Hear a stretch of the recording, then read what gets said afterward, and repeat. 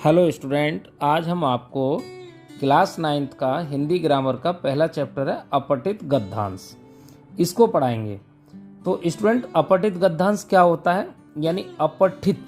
देखिए स्टूडेंट्स, पहले तो इस चैप्टर का समझिएगा जो अर्थ है अपठित गद्यांश।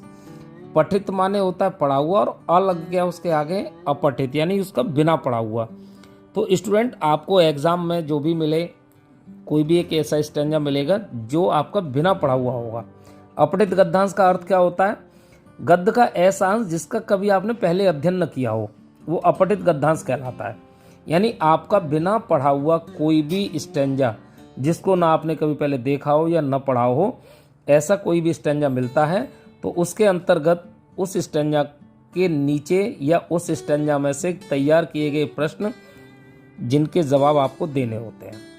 ठीक है स्टूडेंट्स, मान लीजिए कोई एक स्टैंजा दिया गया, चाहे वो कोई स्टोरी हो या किसी भी ऐसे या गद्यांश का कोई भी एक टुकड़ा या खंड हो, तो उसके नीचे कुछ क्वेश्चंस दिए गए होंगे जो आपको सॉल्व करने होते हैं। तो अपठित गद्यांश को हल करते समय हमें क्या क्या बातें ध्यान में रखनी चाहिए। सब प्रथम तो जो अपठित गद्यांश हो उसको कम से कम 2 से 3 बार उसको हमें ध्यान से पढ़ना चाहिए। उसके बाद में उसमें जो महत्वपूर्ण सूचनाएं हो उनको रेखांकित यानी कि अंडरलाइन कर लेना चाहिए ताकि हमें प्रश्न जो है सॉल्व करने में आसानी होगी। दूसरा है उसकी जो भाषिक संरचना या व्याकरण संबंधी जो गद्यांश में कठिन शब्द मुहावरे आदि जो होते हैं उनको अंडरलाइन करना चाहिए ताकि उनके क्वेश्चंस देने में हमें या क्वेश्चंस के आंसर लिखने में हमें आसानी होगी।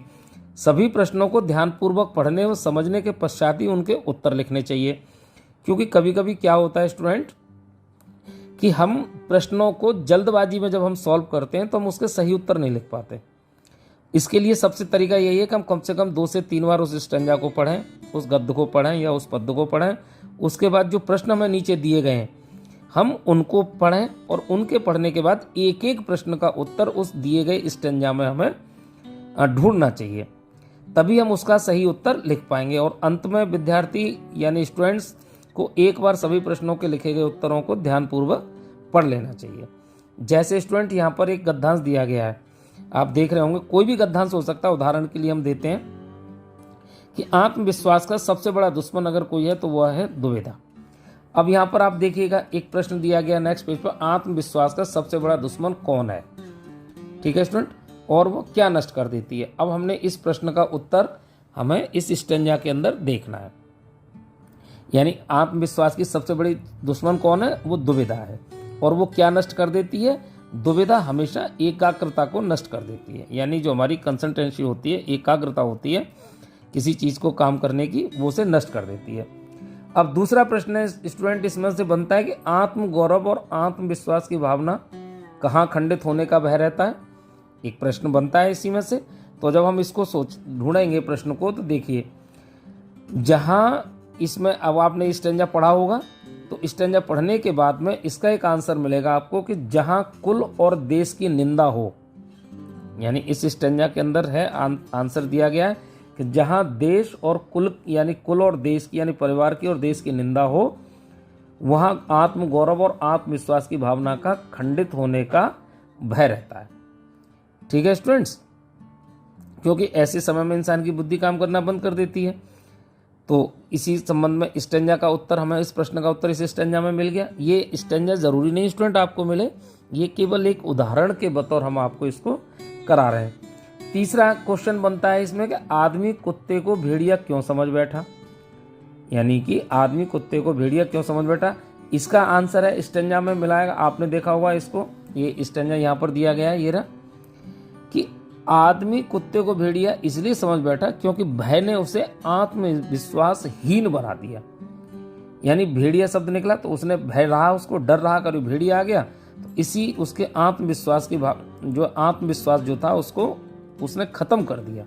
यानी आदमी कुत्ते को भेड़िया इसलिए समझ बैठा क्योंकि भय, उसके डर ने उसके आत्मविश्वास को खत्म कर दिया, यानी आत्मविश्वासहीन बना दिया। अगला क्वेश्चन है नीति का वचन क्या है? ठीक है स्टूडेंट्स, अब नीति का वचन क्या है इसी स्टैंजा में जब आप पढ़ेंगे इसको, तो नीति का वचन है कि जहां अपने कुल की और अपने देश की निंदा हो। देखिए स्टूडेंट, यहां पर दिया गया नीति का वचन क्या है। नीति का वचन है कि जहां अपने कुल की और अपने देश की निंदा हो उसका जवाब, अगर उसका जवाब न दे पा रहे हो तो वहाँ से चले जाना चाहिए। ठीक है स्टूडेंट्स, यानी कि इसका क्वेश्चन का आंसर हमें इसी स्टेंजा में मिल गया। अगला है गद्यांश में से तत्पुरुष समास के कोई भी 2 उदाहरण दीजिए। तत्पुरुष समास क्या होता है स्टूडेंट? उसके 2 उदाहरण है, आत्मविश्वास और विश्वासहीन। ठीक है स्टूडेंट, यानी वो भी हमें इसी में मिल गया। देखिए ये रहा, यहाँ पर अंडरलाइन करते हैं इसको। ठीक है, और विश्वासहीन। तो इस तरीके से एक स्टेंजा का उदाहरण स्टूडेंट्स हमने आपको समझाया।